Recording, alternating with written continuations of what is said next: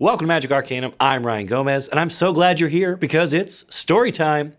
Commander is a hugely popular way to play Magic, and with Modern Horizons giving us so many new and cool cards that are perfect for the format, I thought we'd take a look at how to tackle building your first Commander deck. We did this a little while ago with our video on how to make a Magic deck, and you guys really seemed to like how we blended game advice with the lore behind the cards, and so that's what we're going to do again here today.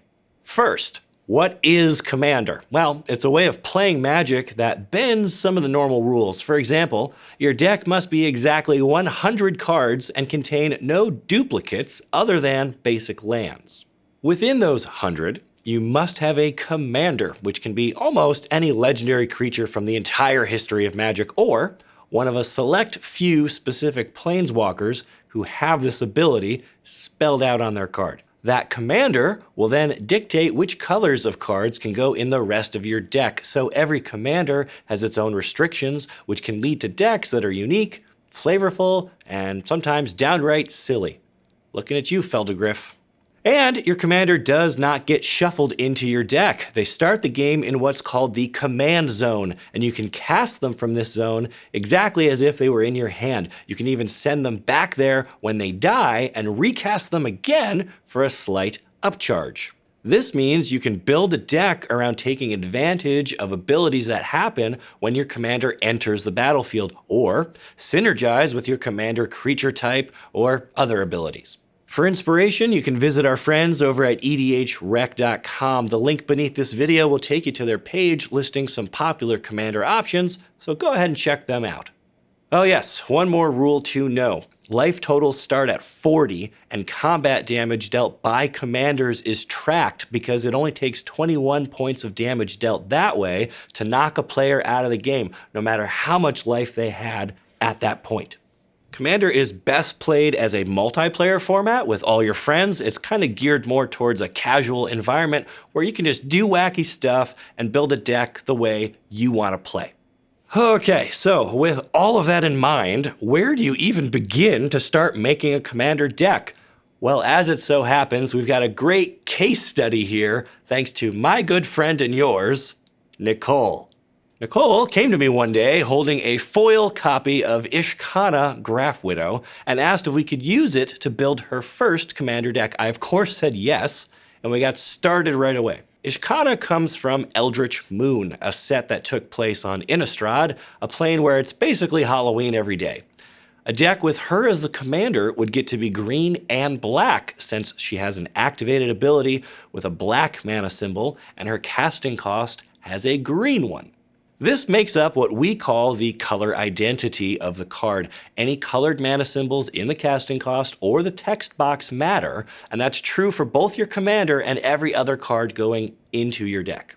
Ishkana has a great enter the battlefield ability, which is one of my favorite things to build around in Commander, since you often get to cast your commander more than once per game. It triggers based on Delirium, a mechanic which rewards you for having 4 or more different card types among the cards in your own graveyard. I knew if we could build a deck that took advantage of Delirium and was able to cast Ishkana more than once, Nicole would be happy to run her opponents over with a wave of icky spiders. Spiders have been a part of Magic since the very first set way back in 1993 with Giant Spider. This one set a precedent that almost every spider for the next 25 years would follow. Out of the 51 spiders in the game today, 9 of them have equal power and toughness, 2 have more power than toughness, and the other 40 have more toughness than power. This makes spiders pretty resilient and geared more towards defensive strategies. They also tend to do well against red decks, who often struggle to deal enough damage with their burn spells. I gotta tell ya, there isn't much in life that scares me like an oversized, fireproof arachnid. Just gonna have to nuke them all from orbit, I guess. The other thing most spiders in Magic have in common is reach. That's an ability that lets them block flying creatures, and this is pretty handy, especially in Commander, when you tend to see a lot of dragons and angels and other airborne attackers. While spiders started out as just green creatures, they eventually found their way into every color except blue. I thought Aqua Strand Spider was blue until I looked it up, and nope, there's no blue spiders.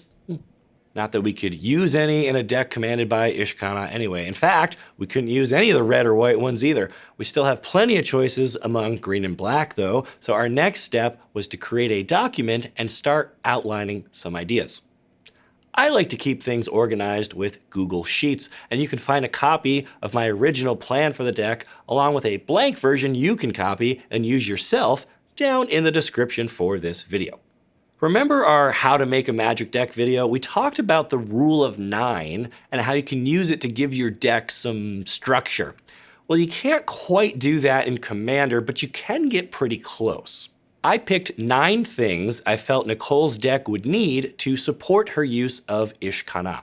I budgeted about 7 cards for each of these 9 things, leaving myself room to make changes as the deck came together. So for example, the first category of cards I picked were what I called big finishers. These would be our payoff cards. If we played them while we had any sort of board presence, we should be in a good spot to just win the game. Nicole quickly wrote down Crater Hoof Behemoth, which is a good example of the kind of card we want to see in this slot, right? A couple of small spider tokens could suddenly become a massive army of 8-legged doom. Decimator of the Provinces provides a similar ability at a much easier on the wallet price tag, and that's one of the cool things about Commander. There are so many cards out there, some are going to be much cheaper than others, and it's okay to use placeholders or budget options as you build your deck over time.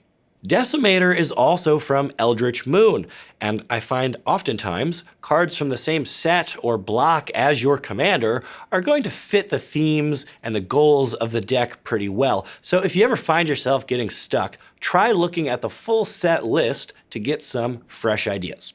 Overrun, Overwhelming Stampede, and Beastmaster Ascension also provide ways to make our spiders into real threats. Our deck also wants a variety of card types like creatures, sorceries, and enchantments to help get that delirium ability online. But you know what? For any of these to work, we need more spiders. So the next 2 categories were devoted just to spiders, big and small. Deadly Recluse is cheap enough to cast early, but I wouldn't be embarrassed to play it much later in the game. It can hold back an Elder Dragon or just about anything else your opponent can throw at you. While we're talking about Elder Dragons, here's a fun bit of trivia. Commander as a format was created by a group of event judges who wanted a way to kind of unwind after running tournaments all day. They came up with something they called Elder Dragon Highlander, or EDH. The original decks were all commanded by Elder Dragons, and the Highlander bit is from the Highlander movie, in which there's this quote about how there can be only one, which references the title character, but it also establishes that there can only be one copy of each card in your deck. That's also why you die after taking 21 commander damage. Those Elder Dragons all had 7 power, and the creators figured 3 hits from one of those monstrosities should be enough to kill anyone, and so that's a rule that still stands today. When Wizards of the Coast got on board with the format and realized how popular it was, they had to change the name because they didn't have the rights to Highlander, and they wanted to avoid any legal trouble. So it was rebranded as Commander, though longtime fans of the format still call it EDH out of tradition. Anyway, back to the spiders. Nyx Weaver would help get some cards flowing into the graveyard and ensure that we hit Delirium by the time we're ready to cast Ishkana.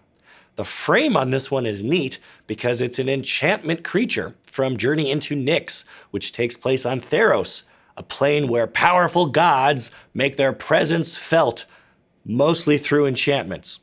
This also means a Nyx Weaver in the graveyard counts as 2 card types, being both a creature and an enchantment. This helps us achieve Delirium just a little bit easier, and that could make the difference when Ishkana hits the battlefield. Finding subtle synergies like this can really help your commander deck be as efficient as possible. Moving up into the mid-sized and larger options, we find Grave Robber Spider, who's going to benefit from Nyx Weaver putting those bodies 6 feet under. And then Silk Lash and Sky Snare Spiders, who offer impressive defense, and they can hold back any attack while we set up our own game plan. This gave us a good core group of spiders that would help Ishkana reach big numbers when activating her ability to make our opponents lose life.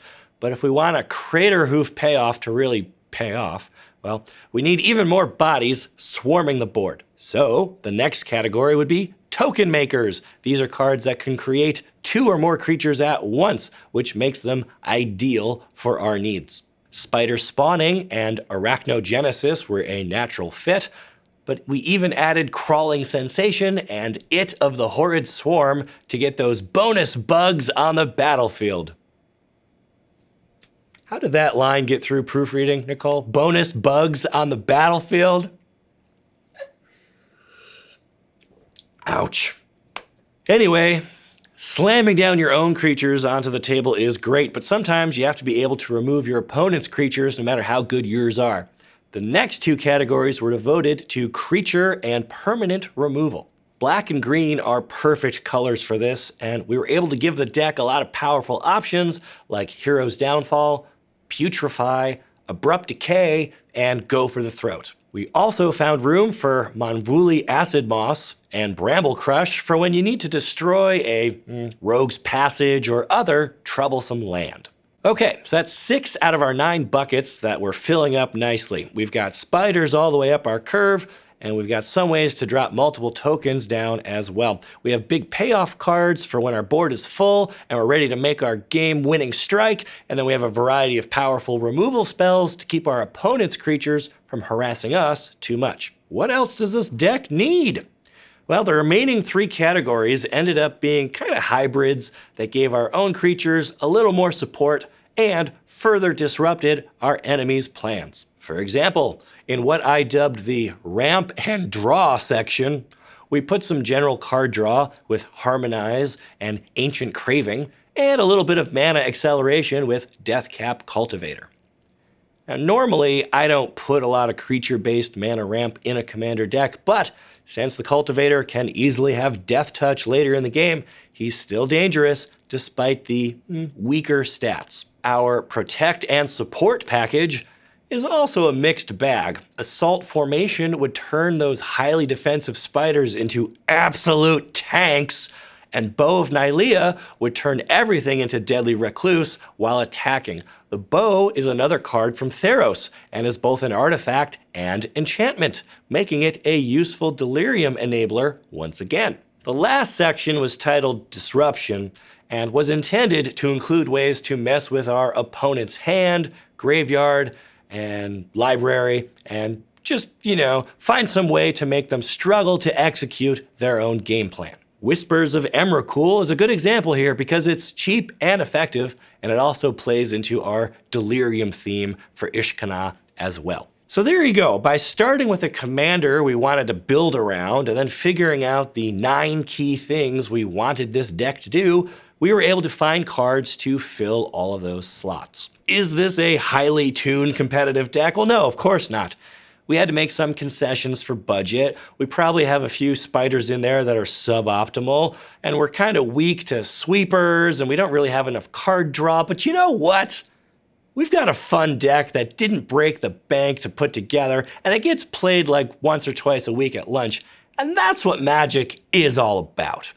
Now, over time, Nicole will make changes as she gets experience playing with the deck, right? Cards that are underperforming will come out, and new ones, like maybe Webweaver Changeling from Modern Horizons, will go in.